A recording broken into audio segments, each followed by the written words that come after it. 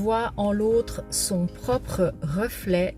Chacun voit en l'autre son propre reflet. Ça, c'est vraiment le thème principal que j'aborde ces derniers temps. Je vous invite aujourd'hui à regarder autour de vous les gens qui vous entourent, la manière dont vous percevez le monde qui vous entoure, les personnes qui vous entourent en général, les personnes que vous rencontrez au quotidien, que vous les connaissiez pas, que vous les connaissiez ou pas. Qu'est-ce que vous vous dites en général? Quelle est vraiment la généralité de vos remarques?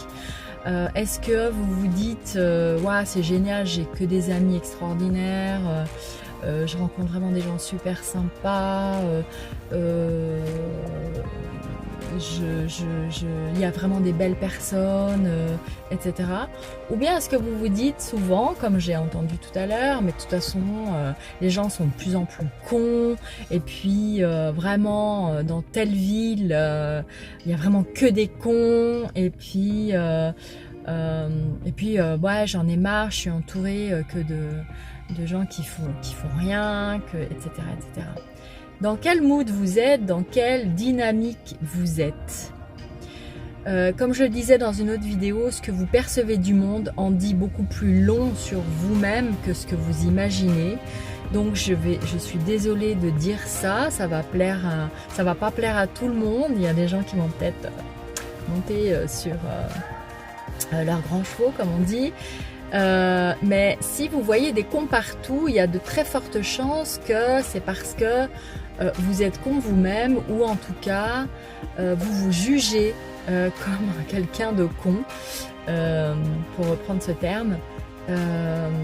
Et il serait temps vraiment, de vous poser des questions sur la façon dont vous vivez, quelles sont vos pensées, quelles pensées vous nourrissez chaque jour, est-ce qu'elles sont plutôt positives, plutôt négatives, comment vous voyez les autres autour de vous et comment vous abordez le monde autour de vous.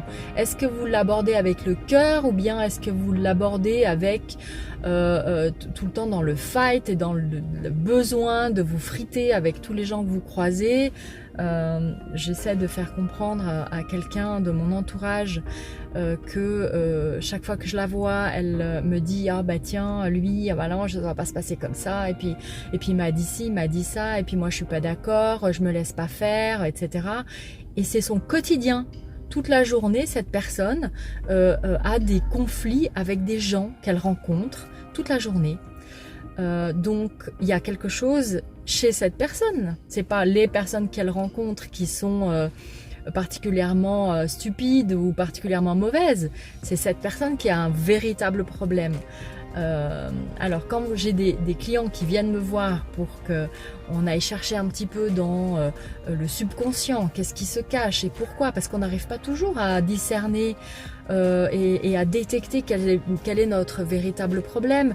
J'ai des clients qui rencontrent toujours le même type de personnes, qui essaient de rencontrer l'amour, mais chaque fois tombent sur des personnes, des femmes vénales, ou des hommes qui sont sans job et qui sont feignants et qui n'ont pas envie de travailler, qui veulent se reposer sur elles.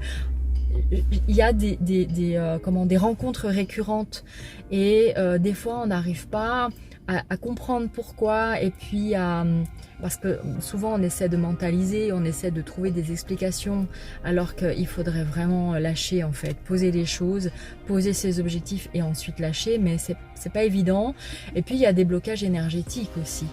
Il y a des blocages qui sont liés à nos mémoires émotionnelles, que ce soit les nôtres personnellement ou celles de notre famille. Il y a des parties d'âme à récupérer, etc., etc. Ça, c'est des choses aussi que je vous proposerai très prochainement. Je suis dedans encore dans ces protocoles. C'est incroyable ce qui se produit, et je voudrais vraiment vous faire partager tout ça, mais moi j'aime bien, quand je commence à partager quelque chose, j'aime bien que ce soit opérationnel. J'ai encore ce syndrome du perfectionnisme, et je tiens à ce que vraiment ce soit maîtrisé et que j'ai des résultats probants.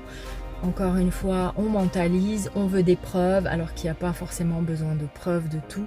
On peut simplement se contenter de vivre les choses et puis d'accepter ce qui se produit.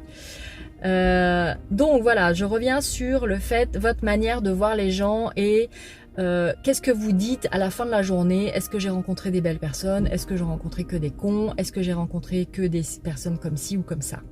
Ça en dit beaucoup plus long sur vous, posez-vous les bonnes questions. Si vous n'arrivez pas à sortir de ces schémas, il y a l'hypnose, bien entendu, hein, puisque je pratique l'hypnose. Et c'est pour ça que j'ai choisi l'hypnose, parce que ça nous permet vraiment d'aller chercher dans notre subconscient, parce que 95% de nos schémas sont inconscients, se situent dans le subconscient.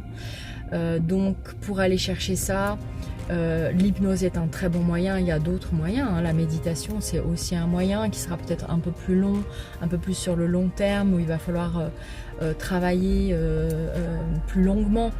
Mais en tout cas, voilà, ça sera ma petite vidéo du jour. Je vous souhaite une merveilleuse journée et puis je vous dis à très très bientôt. Bye bye.